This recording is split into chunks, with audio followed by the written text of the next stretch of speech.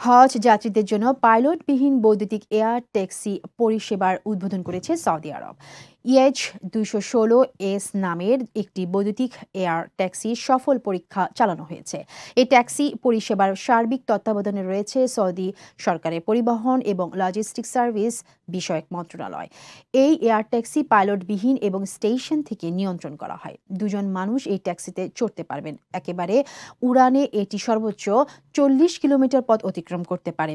এই ট্যাক্সি সম্পূর্ণভাবে বিদ্যুৎ চালিত এবং নিরাপদ। বৃহস্পতিবার মিনার উদ্দেশ্যে রওনা হন হাজিরা। হজের আনুষ্ঠানিকতা শুরু 7 জিলহজ থেকে। 8 ইলহজের মিনায় তাঁবুতে অবস্থান করে ইবাদত বন্দেগী করবেন তারা।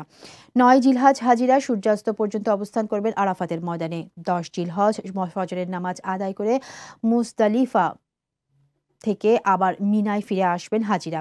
এরপর পশু কোরবানি করবেন ও মাথা মুন্ডন করে স্বাভাবিক পোশাকে মক্কায় কাবা শরীফ তাওয়াফ করবেন।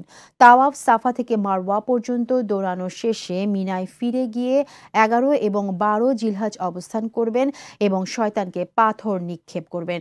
এবার বাংলাদেশ থেকে হজে গেছেন 85,000 হজযাত্রী। অন্যদিকে ফিলিস্তিনের পশ্চিম তীরের 5,000 মুসল্লি সহ বিশ্ব থেকে হজ পালন করতে সমবেত হয়েছে 180 দেশের প্রায় 20 লাখ মুসল্লি।